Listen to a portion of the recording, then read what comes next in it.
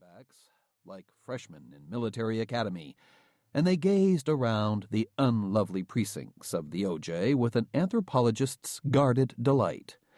Their clothing combined many of the colors Rollo was injecting into their drinks.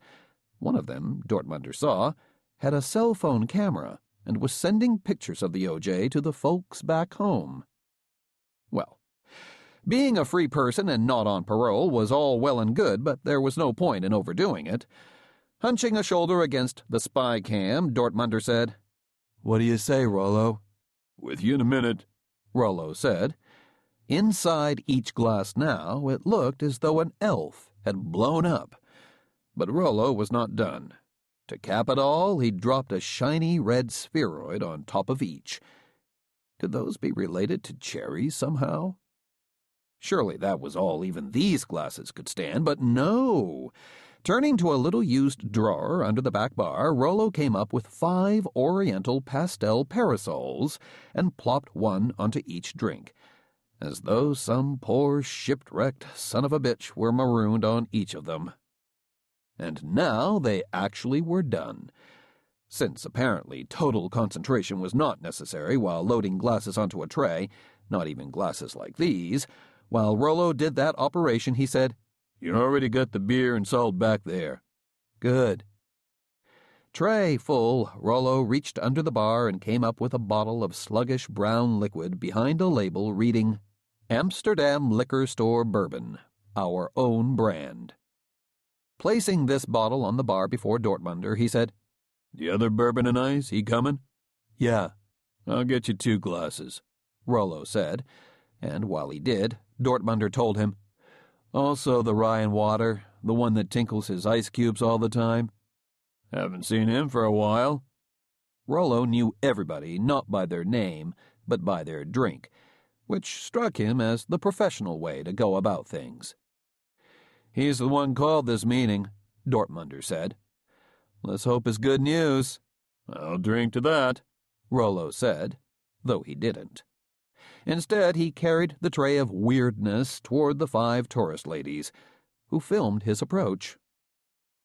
Picking up the bottle and the 2 glasses with their own discreet burdens of ice cubes, Dortmunder made his way around the regulars, who were still gnawing the same bone, the 3rd regular now saying, "What if you can't play cards in heaven? What if you can't dance?"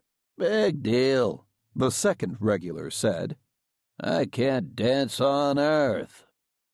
Leaving the theologians, Dortmunder made his way down the hall, past the doors defined by neat dog silhouettes labeled pointers and setters, and past the phone booth that was now a helplessly gaping unofficial portal to cyberspace, and into a small square room with a concrete floor. The walls were fronted, floor to ceiling, by beer and liquor cases, leaving just room for a battered old round table with a stained green felt top and 6 armless wooden chairs, at one of which, the one most completely facing the door, sat a carroty-headed guy with a glass of beer in front of his right hand, a salt shaker in front of where his left hand should be, and his left hand actually holding a cell phone to his ear.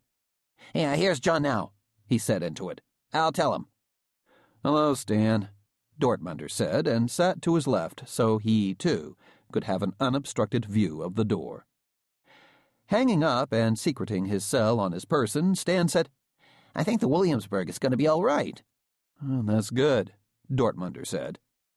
Stan Murch was a driver, and as a result he gave more than the usual consideration to the routes he chose. "For many years," Stan said, "the Williamsburg Bridge was where you went if you wanted to sleep in your car. Only now the construction's done, turns out that humongous expressway Robert Moses wanted to put across Manhattan from the Williamsburg to the Holland Tunnel sliced the island in half like the Great Wall of China, only he didn't get it, that's fine. Turns out it didn't have to happen anyway. Canal Street's a great run across. The West Side Highway's a snap coming up. I'm here so early, this is my 2nd salt shaker." Being a driver, Stan liked to pace his alcohol intake, but he hated it when his beer went flat, hence the salt. Every once in a while, a judicious spray, the head comes right back. "That's nice," Dortmunder said. "However," Stan said, "that was Ralph on the phone. The meat is off." Ralph was Ralph Winslow,